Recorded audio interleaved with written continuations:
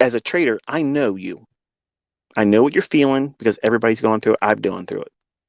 But anybody outside of this industry, you try to explain to them how you feel, what you're doing this for, why you're putting up with all the pain and suffering. You're not profitable yet, but you're not putting it down. This doesn't make sense to them. So why the fuck are you even inviting them in the conversation? Keep that shit out of them. They're not important to this topic. Leave them out. What kind of advice are they going to give you? The wrong one. They're going to tell you, stop doing that. It's a pipe dream. That's what every single one of my family members told me. Every single one of them. And they all worked until retirement, or they're working right now. As a matter of fact, there's only one of them still working. All of them are all at retirement, and they're all fucking broke. One of them owes more money on their home than it cost when it was first built in the late 80s. $80,000 house, and they owe over $200,000 in refinancings over and over and over again. Every time there was equity in the marketplace, let's pull it out, do a home equity line of credit, and this spend money.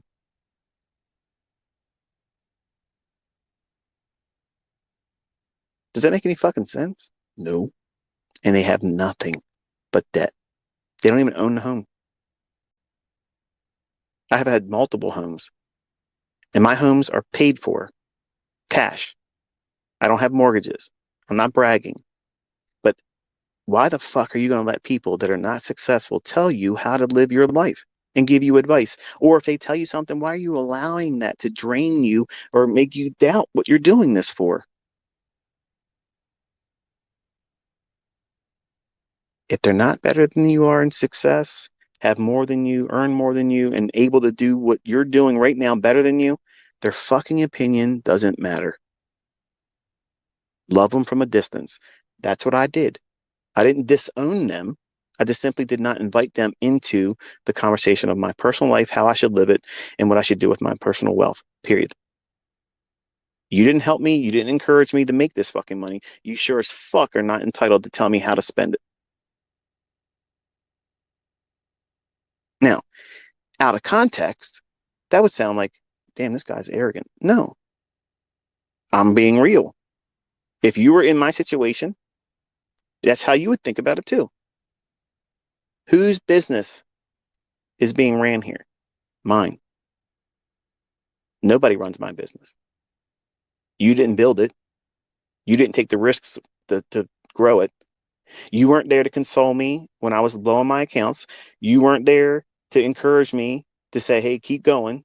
None of that was seen by my family members. None of my friends did that either. And you're going to experience the same fucking thing. And guess what? Relish in it. Because when you get it and you arrive here, you got there on your own. None of your fucking friends and your fucking family members can say, we did this for you. We helped you. No, you didn't. You did not do any of that shit. I had to persevere just like you are. And let me tell you something. You can call this arrogance. You can call this ego. You can call it pride, whatever the fuck you want to call it. Okay. I call it conquering demons because I had every night whispers and doubts coming in my head all the time. What if I really can't do this? What if I can't? What if I fail? What if I have to work the rest of my fucking life? I had to go to bed thinking about that shit. You know what I go to bed thinking about now? Man, I didn't have to do this today. Man, I didn't have to do that today. I look around, I see everybody else flipping out, driving around, losing their fucking mind. Traffic. I don't have to go through that. I don't have to go through that. I'm 50 years old. I don't have those cares in the world. And I want all of you to have that. I want you to have that. That's not privilege. Let me tell you something. I had to work my fucking ass off for this. I had to work. I had to work to make this work for me. It's normal. That part is normal. But I'm so thankful that the Lord was gracious enough to give me the strength to go through it and to open my understanding to see it, to take the information I saw that was beyond what everybody else is aware of, and then make a language with it. And now you're privy to it. And it took a lot of effort, and none of it was easy. None of it. When I felt like I was on the right track, I would still second guess it and doubt it. Man, let me check something else out. And I would prolong it, being too analytical, which was the reason why my uncle was a failure. Too analytical. So you can be binary, yes or no, on or off. But at some point, you got to accept the fact that you're going to be trading in the gray sometimes. And that means, you know, it doesn't look exactly like that last trade I had the fair value gap in. It looks real close to one I did one time, but it doesn't look like all the other ones I've taken in the last 60 days. You got to be comfortable in that gray area where it's familiar. Otherwise, if you demand it always looks like this, how do you know when it's the time to buy a fair value gap? And how do you know it's going to stay open?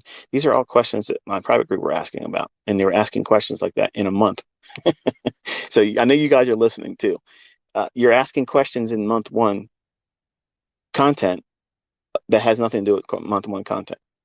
So that's why I'm deleting your questions. You have to wait until we get to those other months where we talk about those types of things, because I want the topic to be on the very topic I'm trying to answer questions about. Not, well, let me jump to the front of the line and ask my questions here. I'm not going to do that. But I know you're probably like, what the hell are you talking about? But my private group knows exactly what I'm talking about. But I know what it's like for some of you. You want that perfect all the time, silver bullet. It always looks exactly the same way, and you're not going to have that here. Not in trading. Those charts are going to look very similar in a lot of ways, but they're never going to be identical. That's a fractal. It looks very, very similar to something else in a higher time frame and a lower time frame. But they're never going to be perfectly identical, but you'll recognize it. It'll be like a doppelganger. Go ahead and look that up. The point is this.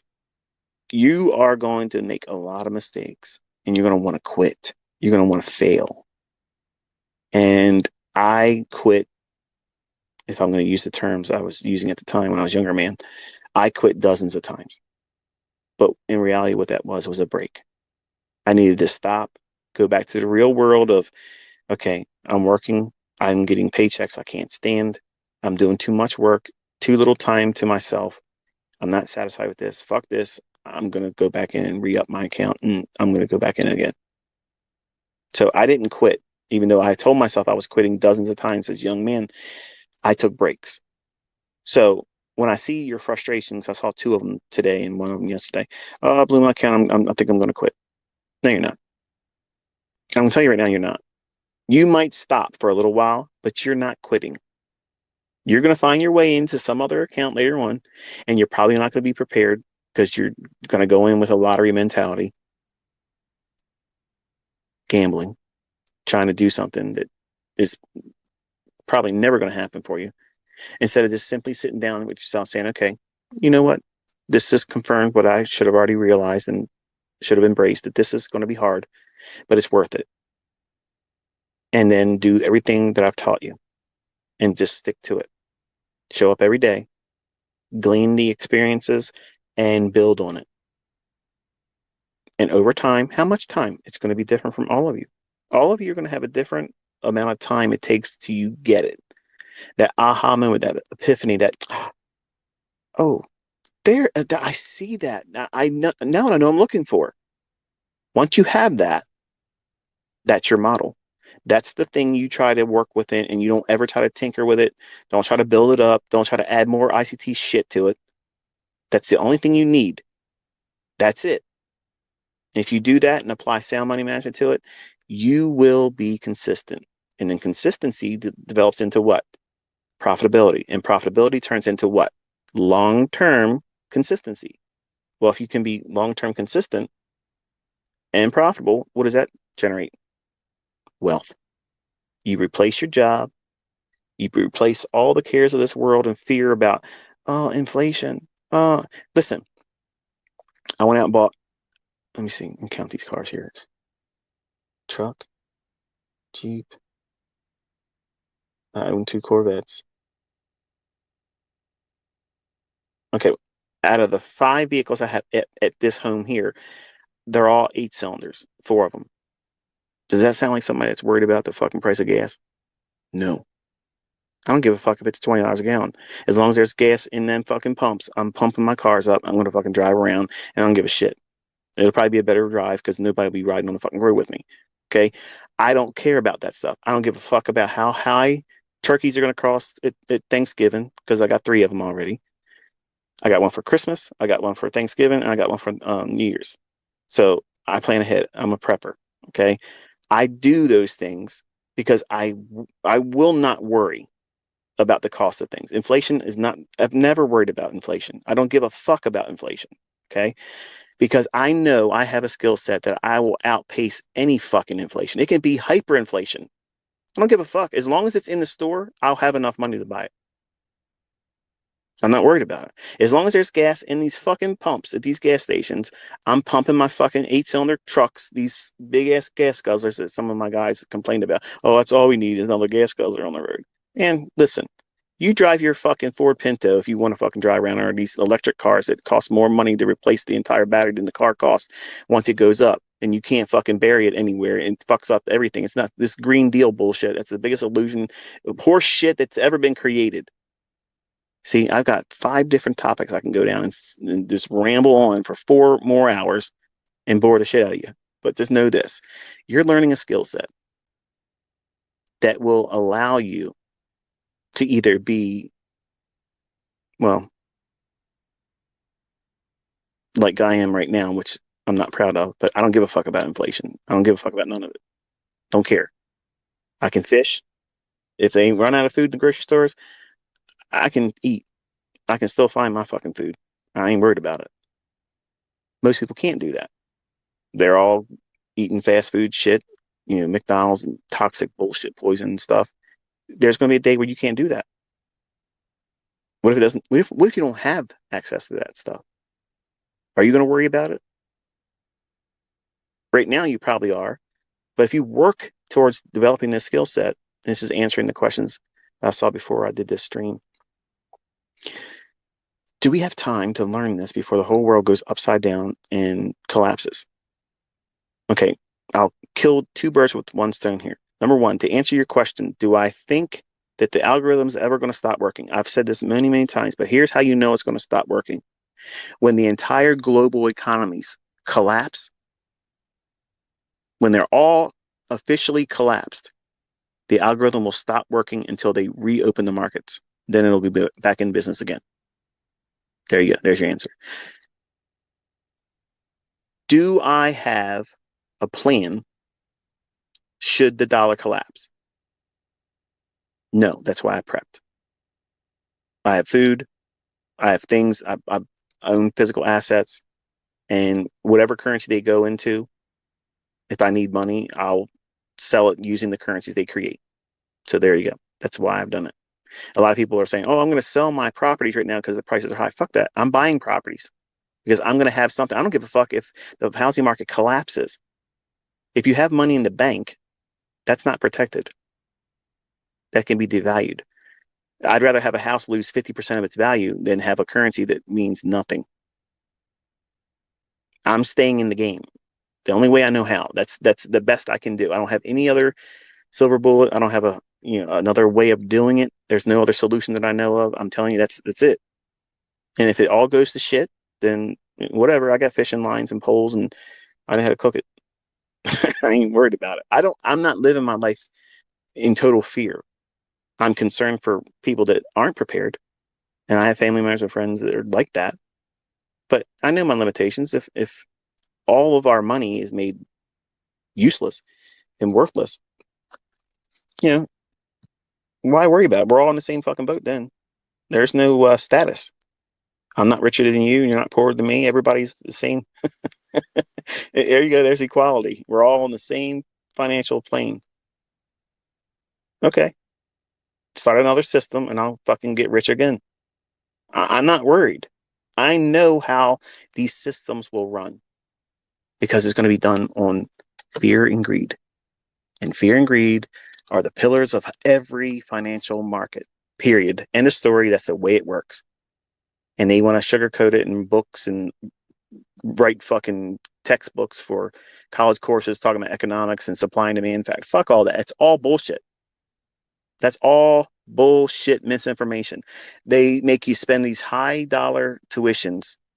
So therefore you have to believe it was, it's got to be the truth. Look at all that money you paid for that piece of shit degree. You paid all that money, like I did.